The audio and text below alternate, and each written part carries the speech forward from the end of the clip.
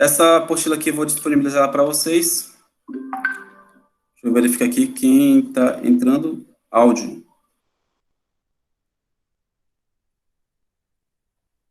Todos estão me ouvindo aí, senhores?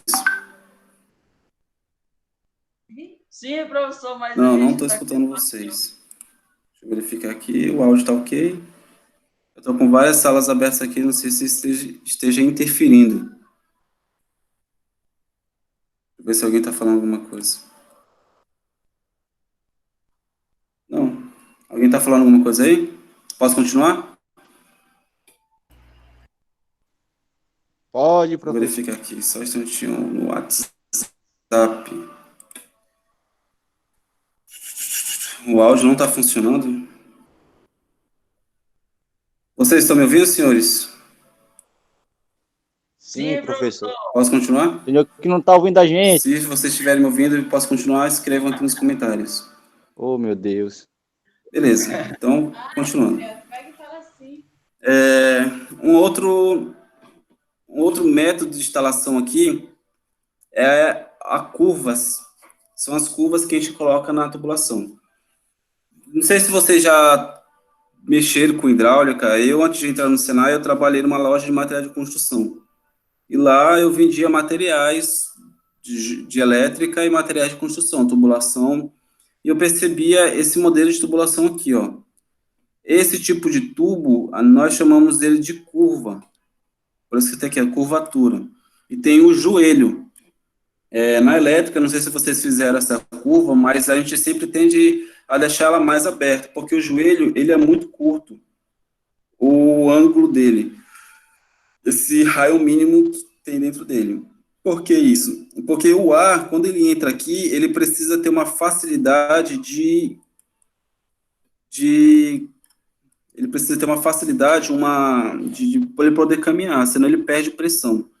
E se você perde pressão durante as tubulações, a pressão que chega lá na ponta é menor. Então, basicamente, você precisa aumentar a tubulação para que ele tenha menos resistência. Então, a inclinação é importante. Aqui diz que o raio mínimo é 2 polegadas, mas o diâmetro, né? 2 milímetros. Só que na prática, gente, tem muita gente que faz muita besteira. Meu Deus do céu, essa área pneumática tem gente que faz muita besteira. É igual a elétrica, a gente vê muita gambiarra por aí. Por quê? Eles colocam o joelho, gente. Esse joelho, ele é mais curvo, igual o joelho que tem na área de tubulação de água. Ele perde muita pressão. E essa pressão, ela prejudica os maquinários porque a pessoa é forçada a aumentar a pressão das máquinas. Eu já vi máquinas na indústria que a pressão que ela precisava era de 5 bar. E lá na geração era 12.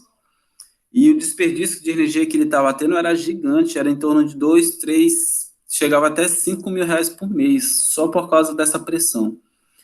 Como eu sou especialista em eficiência energética, eu vejo esses detalhes. Então, é um desperdício de energia elétrica muito grande se você não faz uma boa tubulação. Voltando para a apresentação. Aqui eu falei sobre o Brefil, que eu já tinha comentado, o regulador de pressão. Esse regulador de pressão aqui, que é um dos componentes, observe bem o símbolo dele. Vou dar um zoom aqui. Deixa eu pegar a caneta. Dar um zoom. Esse regulador de pressão, ele tem um símbolo quadrado.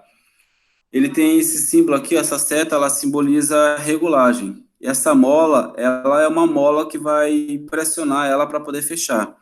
Aqui ela pega a própria medição, ó, tá vendo esse tracejado aqui? Esse tracejado simboliza, ela pega uma amostra de pressão para ela poder regular na saída, certo? Essa aqui é uma vista dela aberta, ela entra e sai aqui, tem essa regulagem aqui em cima. E tem um manômetro tipo Bourdon. Esse manômetro tipo Bourdon, ele é um manômetro que, conforme você varia a pressão, eu tenho um gifzinho bem aqui, que vou mostrar para vocês, que conforme você aumenta a pressão dele, ele vai se esticar. Eu vou abrir esse gif aqui, rapidão, para vocês verem.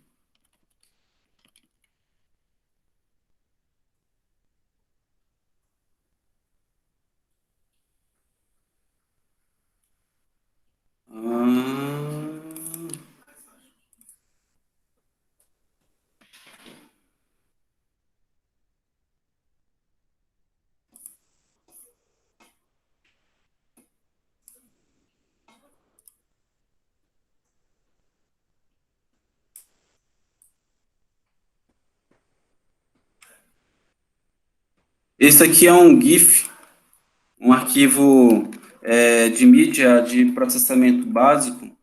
Ele mostra como que o manômetro ele se comporta.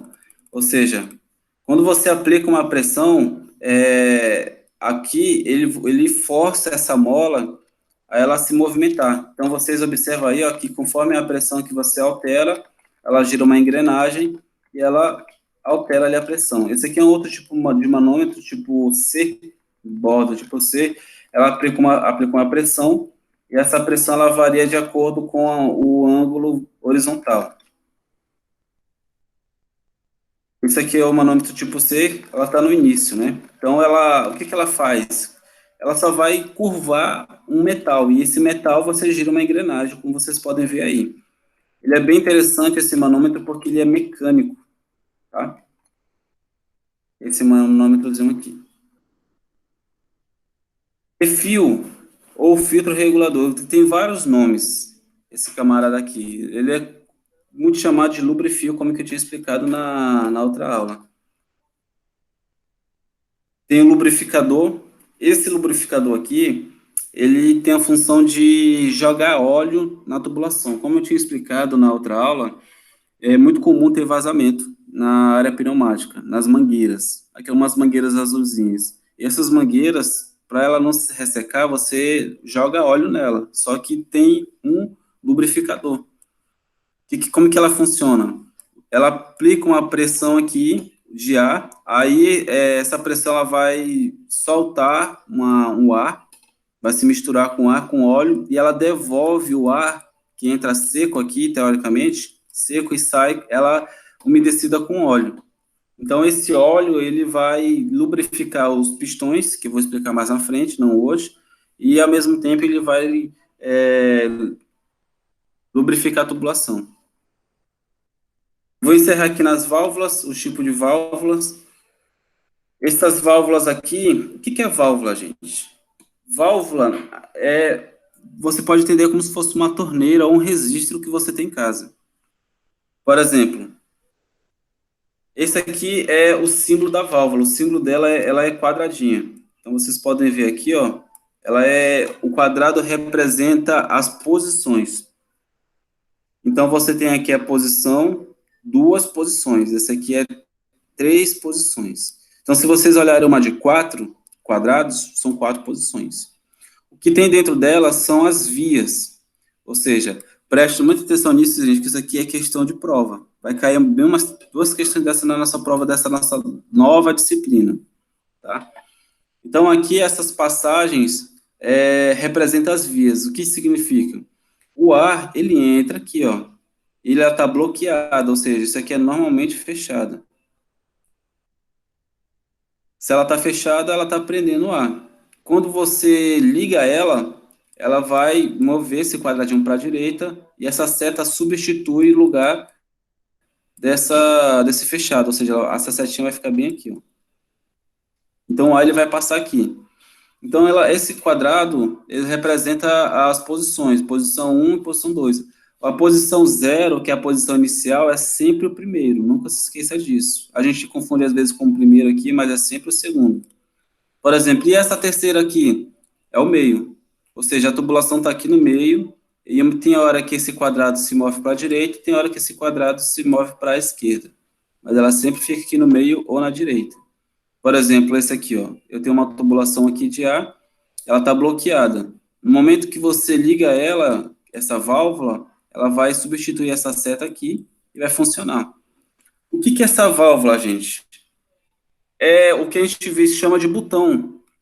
É um botãozinho, só que na prática, ela é uma válvula. Eu vou abrir aqui para vocês o Fluid Sim.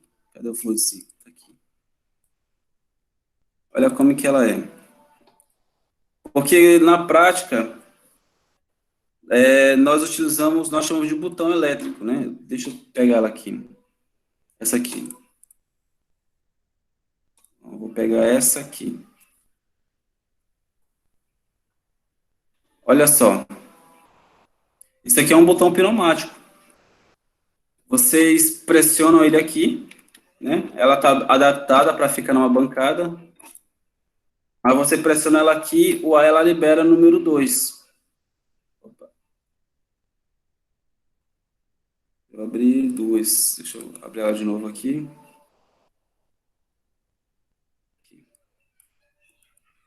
Põe outra descrição. Então, o A ele entra, está bloqueado. Quando você pressiona esse botão, ele libera o A na segunda.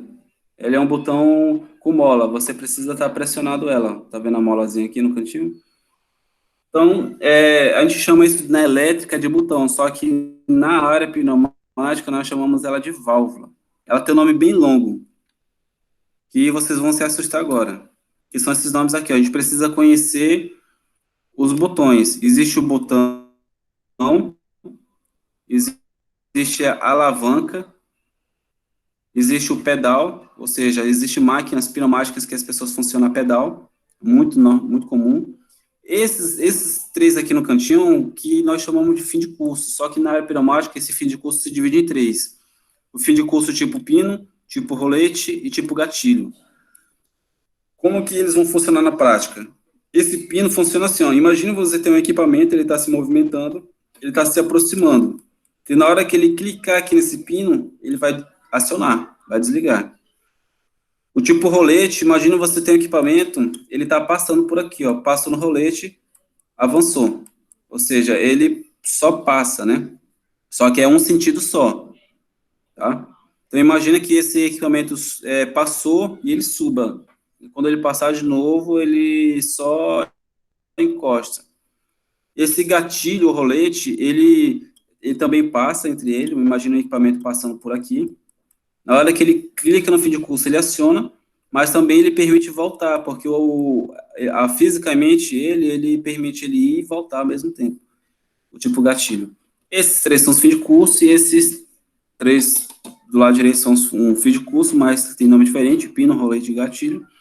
E os três primeiros são botão, alavanca e pedal. Também funciona como se fosse um botão, mas o botão ele tem um nome próprio. Esse botão que vocês estão vendo aqui, ele parece com um botão de emergência, né? Mas o botão de emergência, ele é chamado de botão com trava, nessa área pneumática. Esse símbolo aqui representa piloto, piloto positivo, que você só vai entender quando fazer um diagrama. Esse aqui representa acionamento elétrico.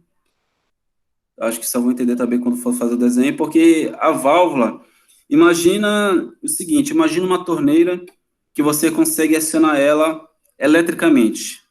Ou seja, você aciona ela remotamente pelo celular eletricamente. Então, aquele componente elétrico que vai acionar aquela torneira que você tem na sua casa, aquela válvula, porque a torneira que nós temos em casa é uma válvula. Aqui quando a gente se aprofunda, ela é uma espécie de válvula. Mas quando você aciona ela eletricamente, aquele componente que aciona ela é um acionamento combinado, ou seja, ela é uma solenoide. Aqui ela é misturado, é acionamento elétrico e pneumático. Deixa eu ver se eu acho só o solenoide. Aqui não veio mostrando, só a solenoide. Olha, a solenoide é esse componente aqui, ó, o símbolo dela. Aqui ela tem esse símbolo solenoide, só que ela está misturada com o símbolo piloto, que é esse triângulozinho aqui. O que é piloto? É acionamento positivo, por pressão. Então, imagina você ligar um equipamento usando uma pressão, uma alta pressão, né? A gente só vai entender bem quando a gente fazer esses exercícios aqui, ó. Tá aqui na frente lá na frente. Tem vários exercícios que a gente faz utilizando o FloatSync que a gente consegue entender bem como que funciona. Então, vamos voltar. Esse aqui é um tipo de... Vamos dar o nome para esse tipo de válvula aqui, ó.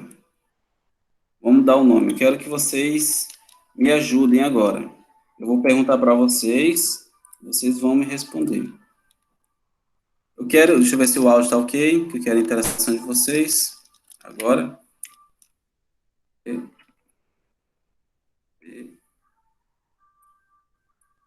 É o editor de apresentação.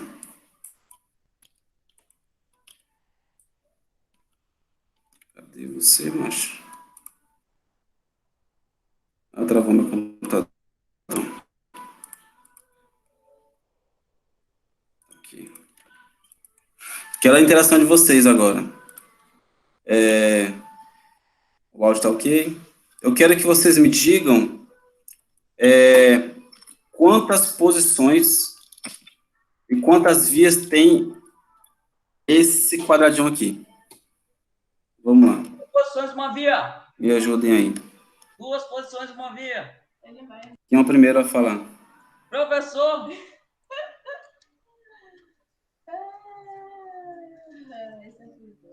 Ninguém? Vocês entenderam? Não? Deixa eu ver se eu tô com áudio. Ninguém Oxe, o bicho tá nem falando escutando nada. a gente, mano. Alguém tá falando? Juliana? Não, eu, gente, eu não estou ouvindo vocês. eu. Tem áudio aqui. Não, não estou ouvindo vocês. Então, eu não vou poder ouvir vocês. O chat. Eu vou entrar numa outra sala aqui. Aí eu vou poder ouvir vocês. Mas antes de entrar nessa sala, deixa eu só pegar a lista de presença de vocês aqui. Que eu vou precisar dela para fazer uma atividade com vocês.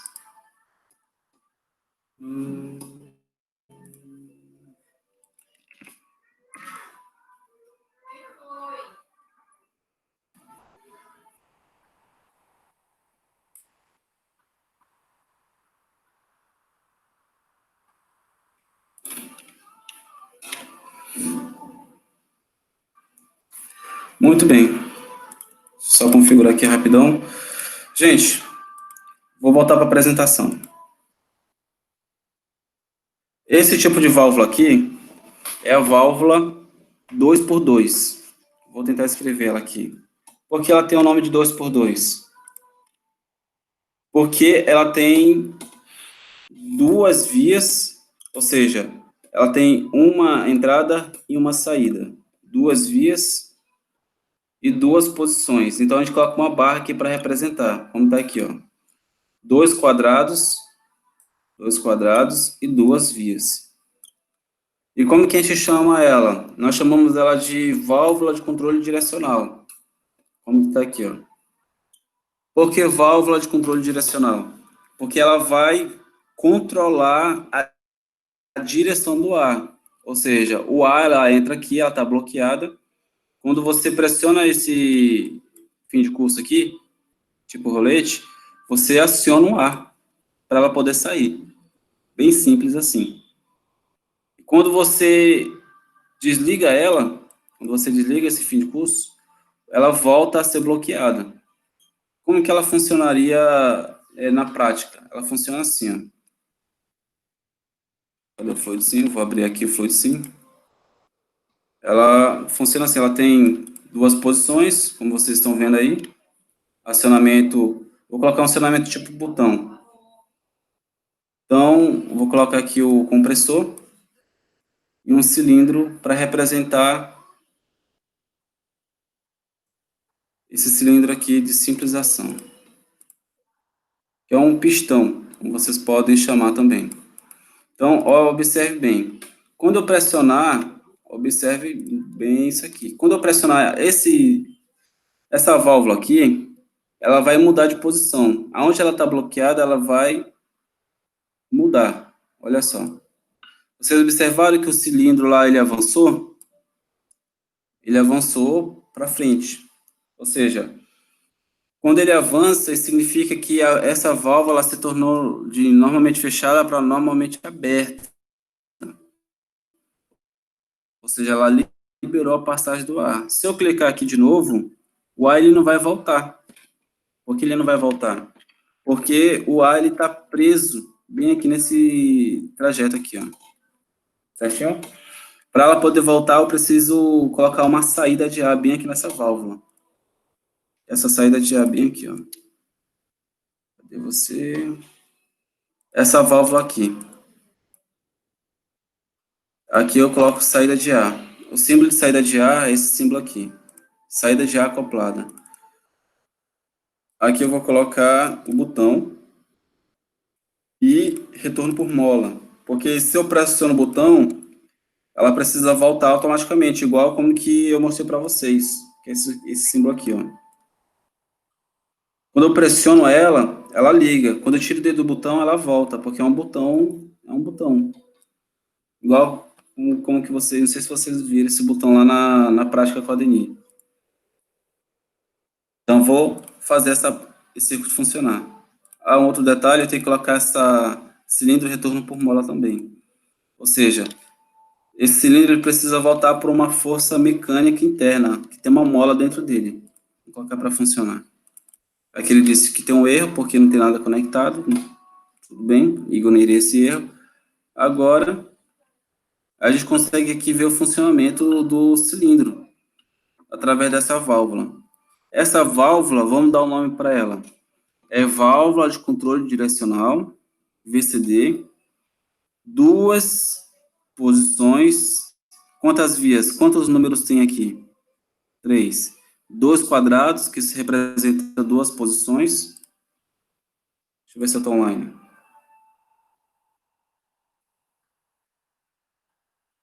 Deixa eu ver se eu estou online. Estou online.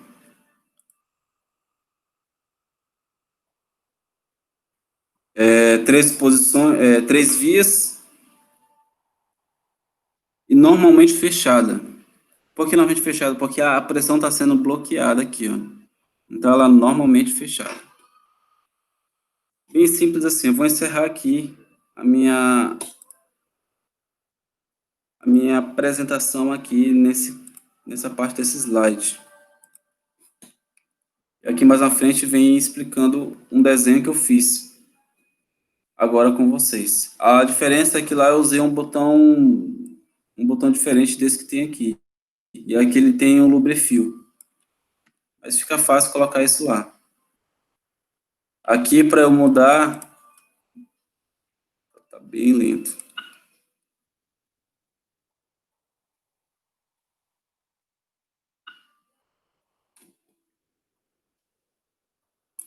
Aqui para eu mudar para aquele mesmo símbolo, você clica duas vezes aqui. Clica aqui no componente e muda para o símbolo tipo botão tipo soco. Esses botões aqui. Vamos lá. Eita, meu computador está descarregando.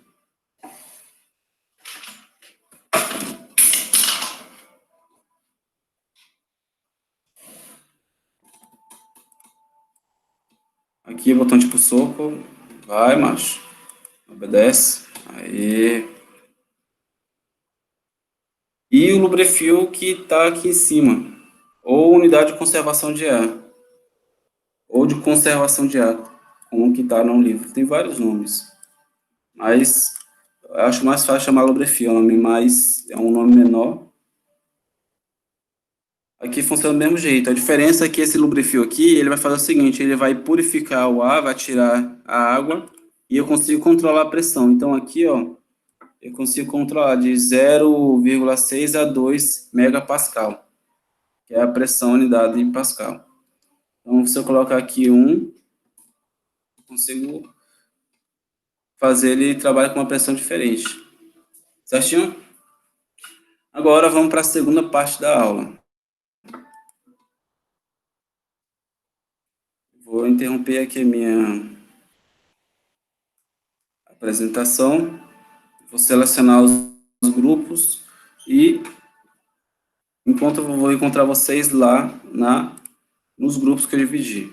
Vou postar no WhatsApp agora.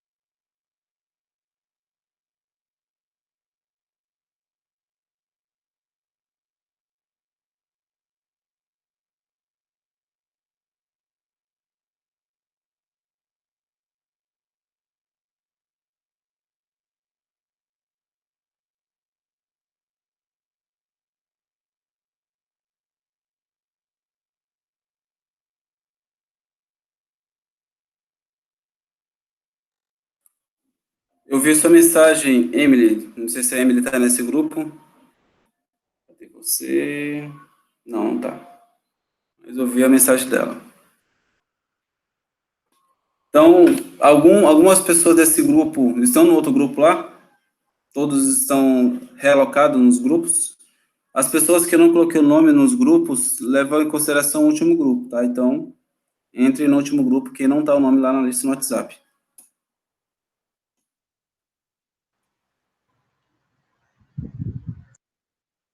Certinho? Professor? Você conseguiu Professor? entender, Gabriel? Tá escutando? O senhor? Estou escutando agora, estou É, a gente escutando. tá, a gente tá com dúvida lá no grupo 1. Se o senhor puder entrar lá na sala? Vou entrar lá. Vou entrar. Beleza, valeu.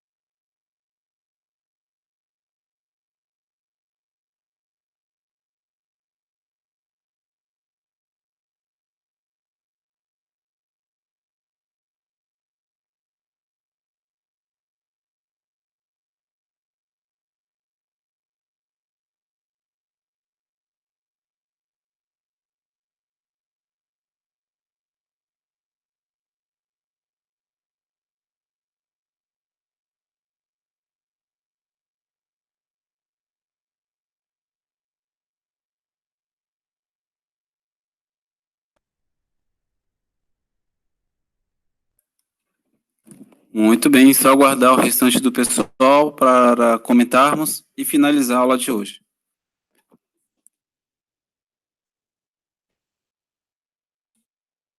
Essa aula está sendo gravada, professor?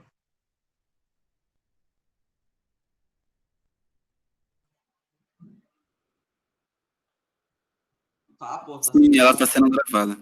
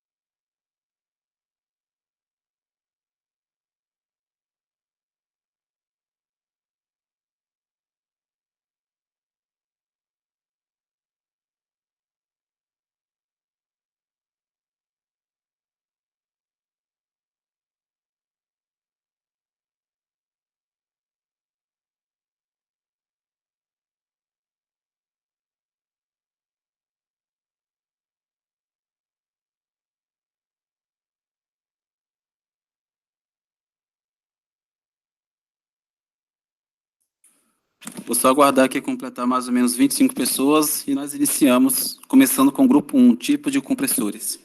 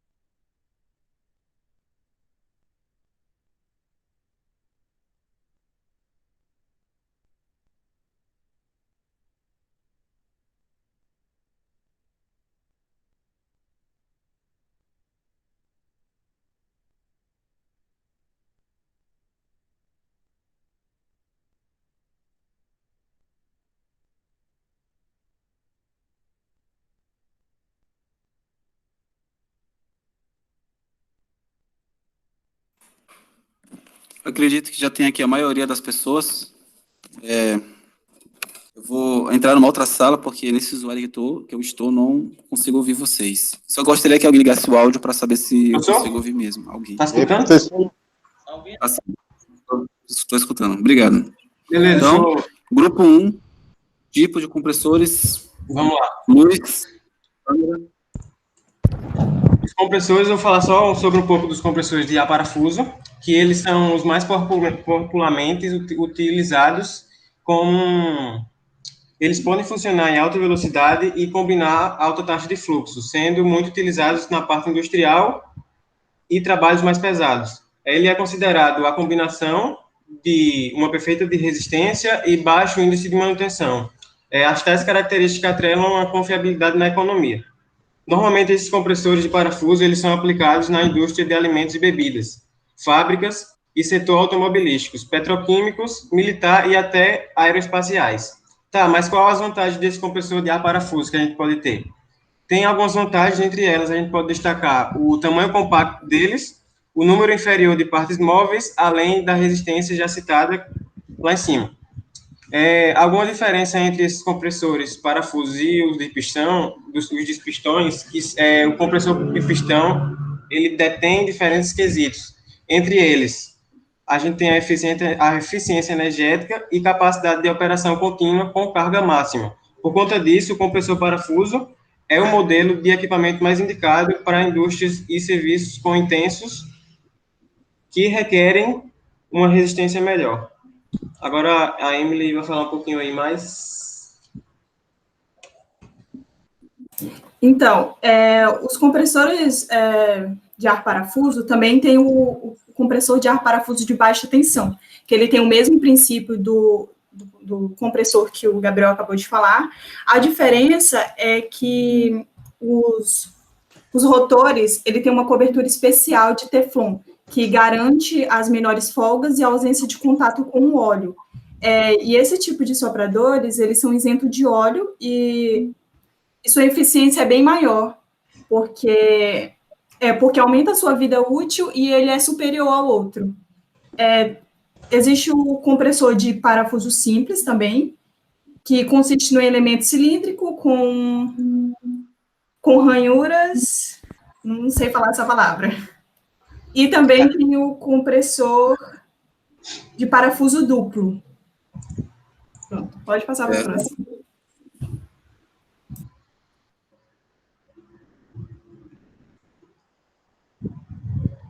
E o compressor, na atualidade, ele representa quase 10% da energia utilizada no setor industrial global. Ele representa quase 10%. Muito bom. Ótimo. Perfeito. Muito bom. Alguém do grupo gostaria de acrescentar? Eu vou falar sobre os compressores. funções, professor. Que, como o senhor explicou para a gente, né, ele existe de várias versões. No caso, os cilindros, né, como o senhor mostrou para a gente, que ele tem de 1 até 10 cilindros. E que os cilindros são de acordo com o ar, né, a necessidade do comprimido ou da pressão necessária. Ele consiste em um biela, né, um cilindro, um pistão e a válvula. E também ele se dá por meio dos pistões fechados em cilindro, certo, que geralmente possui as válvulas de entrada e saída do gás. E o ar é compactado no interior do cilindro e é dispersado, né, sob pressão. E ele é mais utilizado também nas questões industriais, nas aplicações industriais. Perfeito. Muito bom. Como diz o Vinícius, show. Finalizou? Show, professor. Tá, e o compressor João, de pistão, pode falar. ele pode ter 2 ou mais estágios. Isso significa que a compressão dele é 2 vezes ou até mais vezes melhor. Mas isso também tem um porém, que ele precisa de um sistema de refrigeração para eliminar o calor que isso gera. Fora que eles têm umas válvulas bem unidirecionais, que elas impedem o ar de ser comprimido, que vá para outro sentido, porque assim ele não faz eles perder o ar comprimido.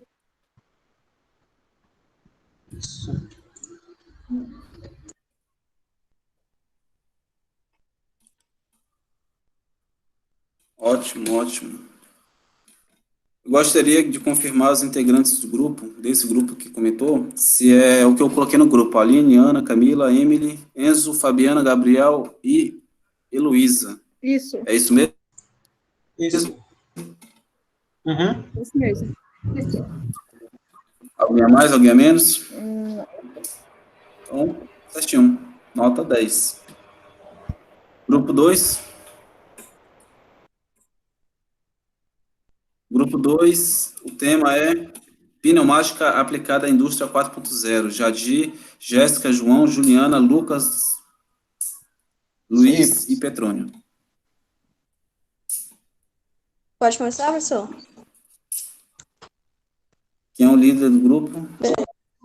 Pode começar. Essa que você fala. Então, como o professor pediu fazer um resumo, eu vou fazer um breve contexto histórico para vocês entenderem mais ou menos como é que se deu para chegar nessa indústria 4.0 e o que foi as indústrias anteriores. Uma coisa mais simples possível que eu vou tentar falar. A primeira revolução industrial, ela começou mais ou menos ali no século XVIII, entre 1712 e 1913. Ela foi marcada principalmente pela utilização da máquina a vapor nas indústrias. Vocês vão lembrar disso nas aulas de história. E ela durou, pela a época que eu falei para vocês, né, 200 anos. Então, foi muito tempo nessa primeira revolução. Aí, a segunda revolução, ela foi marcada pela linha de produção em massa do Henry Ford. Quando ele começa a produzir seus automóveis em série, que possibilitou também as grandes massas, a população, na verdade, em geral, conseguir aquele tipo de equipamento. Aí a segunda revolução, essa que eu estou falando, ela foi de 1913 a 1969, ela durou 60 anos, ou seja, não faz muito tempo que essa indústria deixou de existir, né? Essa segunda revolução. Aí a terceira revolução, que é a mais próxima da gente, ela foi de 1969 a 2010. E ela foi principalmente marcada, né, pela utilização da internet nas coisas, pela eletrônica, pela tecnologia, pela implantação dos computadores no chão de fábrica. Ou seja, a coisa que era mais manual, que era mais ali trabalho humano, foi deixando, não completamente, mas foi deixando algumas atividades de serem manuais a serem computadorizadas, a serem mais lógicas, a serem mais rápidas. Aí a gente chega na nossa indústria 4.0, ou seja, a terceira revolução foi até 2010. 2010 aí faz o quê? Só 10 anos. A gente estava, né? A gente estava vendo essa troca de indústria. Então a gente viveu essa diferença de uma indústria da terceira revolução para 4.0. O que eu quero dizer com isso? Vou dar um exemplo, como a gente falou no grupo, do celular. Eu não sei se vocês lembram, mas os primeiros celulares touchscreen, eles tinham muitos problemas no display, eles eram pequenos, não tinham muitas funcionalidades. E antes deles entrar ainda, tinha os outros que era no teclado, né? Então, a diferença de um celular, que se você pegar da época lá de 2010 para agora, é muito grande. A gente consegue ter reconhecimento facial, a gente consegue ter reconhecimento biométrico.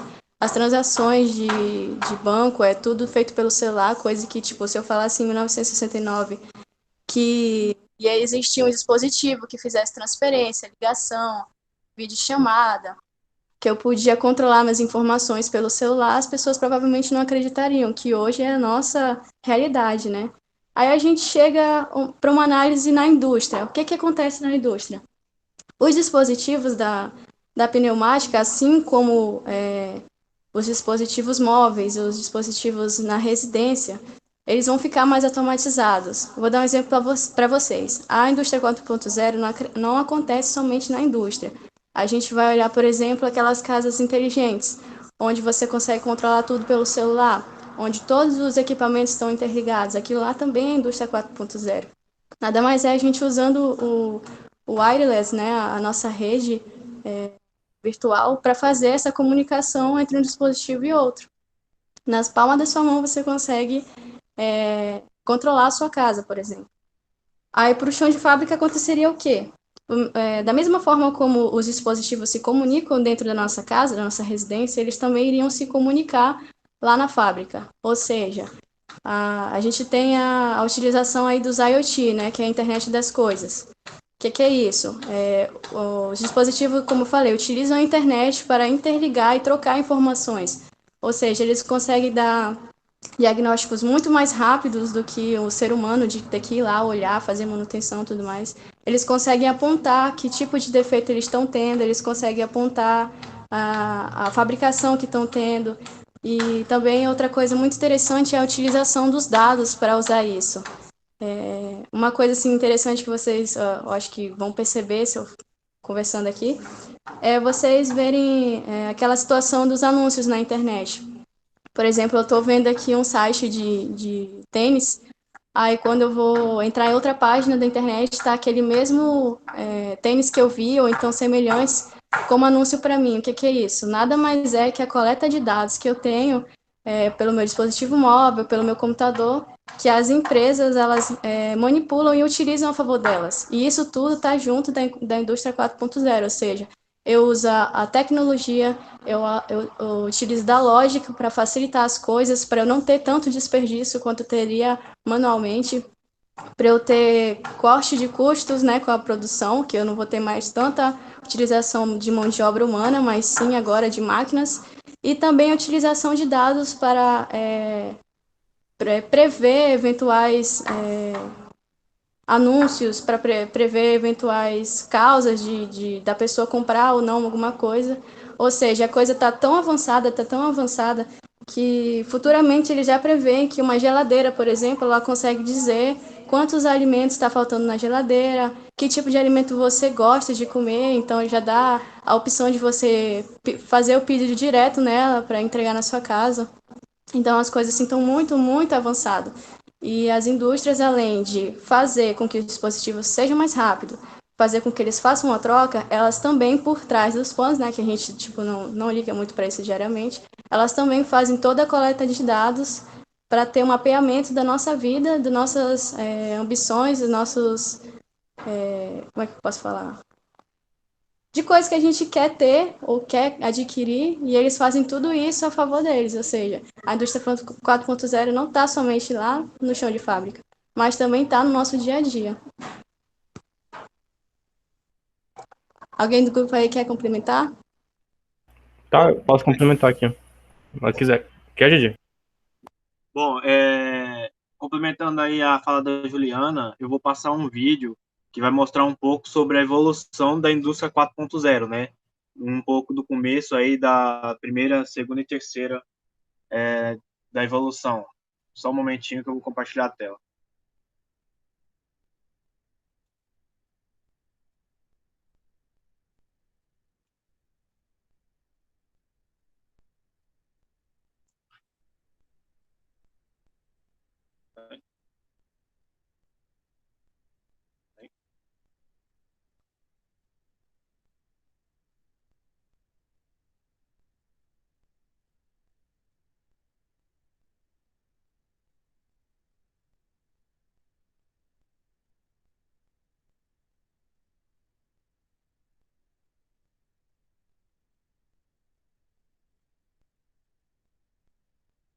Tá sem áudio, Jadir? Olha, sem áudio.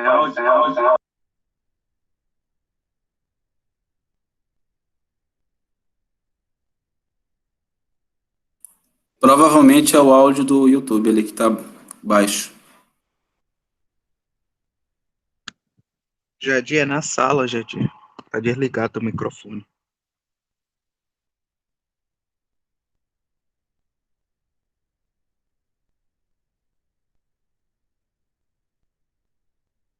Que motivou.